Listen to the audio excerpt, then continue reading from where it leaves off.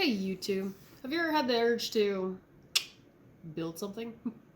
We're gonna take this box and turn it into this box. Ooh, shiny. Ooh, yeah. There's a couple of materials you're gonna need for this. Obviously, the first thing you're gonna need is a wooden box. You can get this exact same wooden box. It's really small.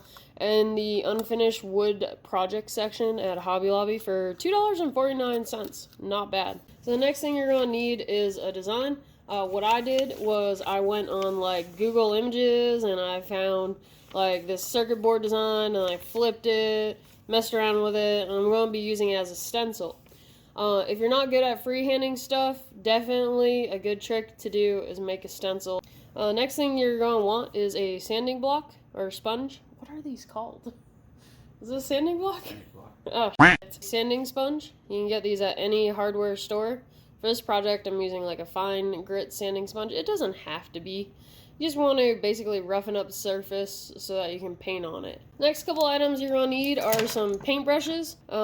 I have this really rough old one that I use for priming. This is literally my priming brush. Honestly, for priming, I would definitely recommend a foam paintbrush, which you can get at any hardware store. But if you don't have one, you can use one of these paintbrushes. It doesn't have to be a specific brand. Just something big enough that you can cover stuff quickly. These other brushes though, these I'm going to be using for the actual design. I got this really big one for like the all over color, and then I got these small ones for the detail work. So the next item you want is a wood burning tool. You don't have to use a wood burning tool during this project. You could very well just, use the paint and stuff, but because I like to make stuff difficult and a little bit complex and neater once finally finished, I'm going to be using this wood burning tool. The next item up on our list is this primer. Unfortunately, it's missing a label, so you'll see my lovely chicken scratch here. Exterior primer all weather. I suggest the exterior primer all weather just because it can take a beating. So just get, white. I would suggest just doing white because it's just so useful for all different projects. Next item on our list are acrylic paints. Next item on our list is a acrylic gloss finisher or varnish. So after we're done painting all this, we're going to be using this stuff and doing an all over coat to make it glossy, make it look pretty. Next tool for this project is one of my favorites. It's the screwdriver 8-in-1. It's got all these little screwdrivers on it. It's even a flashlight. This thing is freaking awesome, just saying. This is a little bit hard to come by, so if you get yourself a screwdriver kit with some different screwdrivers in there, you should be all set with that. The reason why you need the screwdrivers is to pull off any hardware or hinges on your box. So I don't even know if this still exists. If it does, get it. Because like literally you'll never go wrong with this thing. So if you find it, get one. If not, just get a screwdriver kit and you'll be all set. Last item on our list is a paint palette to mix your paints. If you don't have a paint palette, and a lot of people tend not to have a paint palette, the best thing you can do is if you have paper, if you have paper plates, you can take a piece of tin foil, slap it on a paper plate. You can take it, put a big square of tin foil, and put it on your paper plate, mix your paints on it. It helps keep your paint kind of fresh. If you want to keep your paint for like a day or something because you don't have that much time to work on this project, you can definitely cover it with like plastic wrap to keep your paint fresh. And last but not least, our last tool is going to be a kitty cat. You gotta have a kitty cat. They're super useful. And they're happy. Alright, so the first thing we're going to do is we're going to pull the hardware off this box. We have these hinges. We have the latch on the front. So we're just going to take it off. I'm going to use this screwdriver here, which I have no clue what the size is. It's not labeled. Once again, there's an 8-in-1 screwdriver. It's not very precise. It's not really going to tell you what it is. But it's a small one. So anyways, we're going to take these out.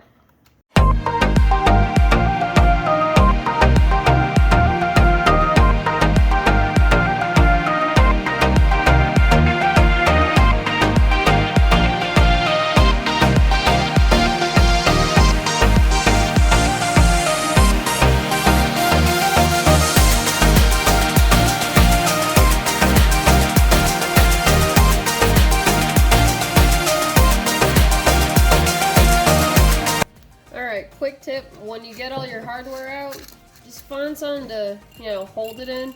I'm going to be using this jar just so that I don't lose any of these parts.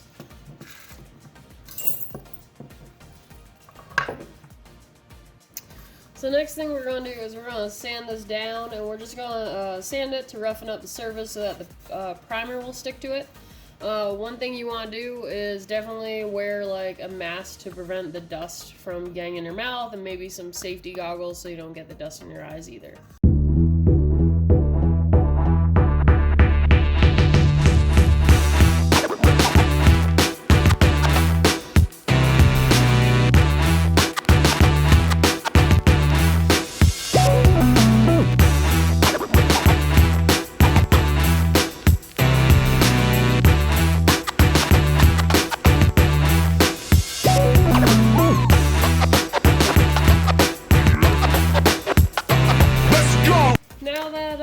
We're done sanding this, and we even did the insides. We're actually going to use our primer now. We're going to prime it. Probably do about 2 to 3 coats of primer. I already took the primer and used a popsicle stick to mix the inside and stir it up. If you have a bigger can, obviously use a mixing stick. And then I also got that paintbrush that I mentioned earlier. It's really rough, but it's perfect for a job like this. Remember, if you have a foam paintbrush though, definitely use that instead. So anyways, we're going to get down to the priming.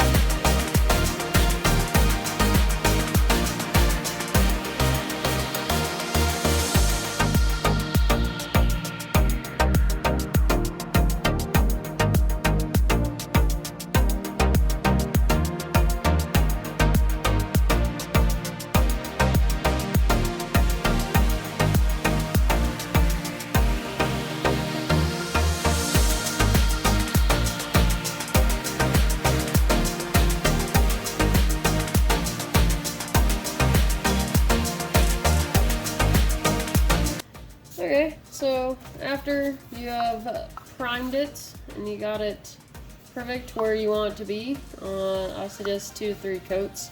This wood is pretty thirsty. It's very hangry for primer.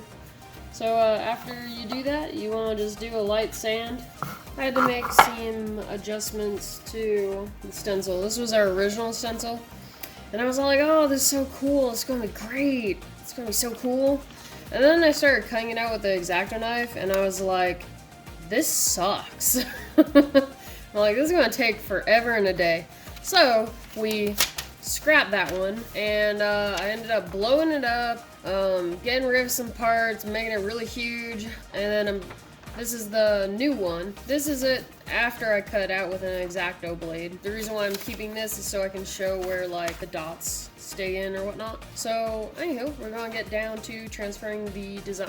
And we're using pencil, because if you mess up, you can erase.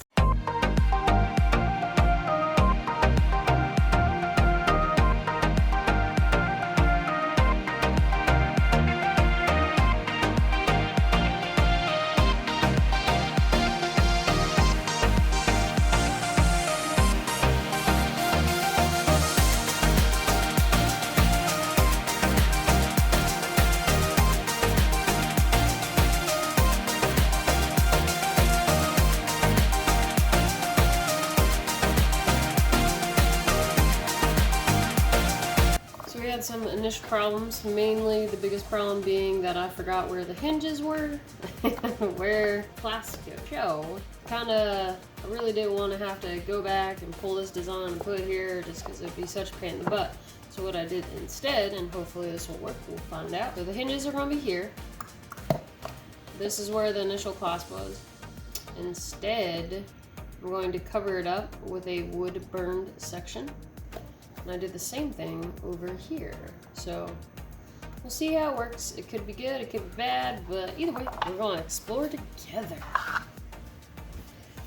Okay, so we'll burn one piece thus far just to kind of get my bearings a bit on it. And now we're going to do the second piece. So you all can kind of see how it works. It doesn't look very good, but the finished product will look a lot better.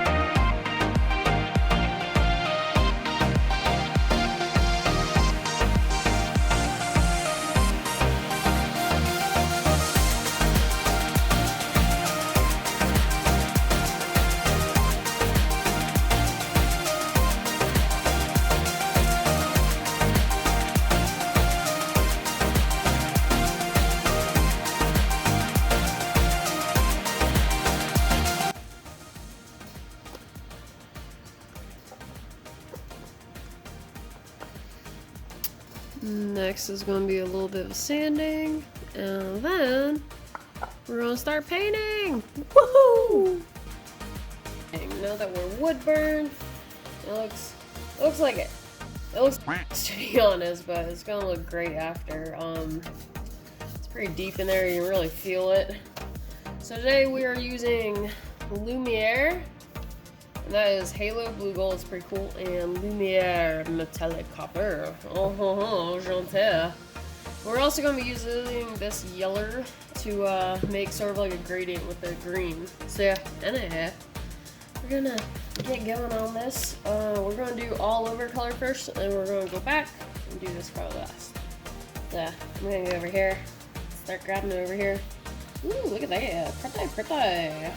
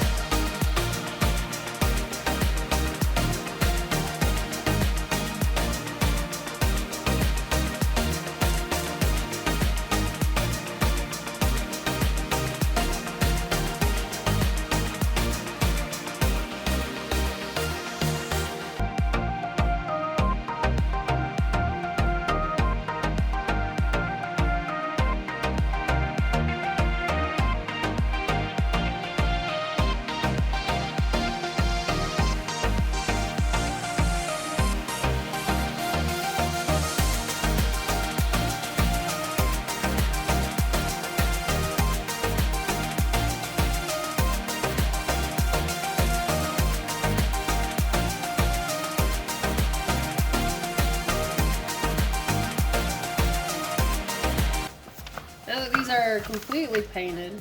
You got the green all over them. You can see it. It's pretty cool. Very shiny, super shiny. We're gonna go back and we're gonna do the details. I did a little bit of details around here because I was like, fun. I thought it looked pretty good, so we're gonna go back and do the detail work on the other parts. And we're gonna be using Lumiere metallic jacquard 564 copper.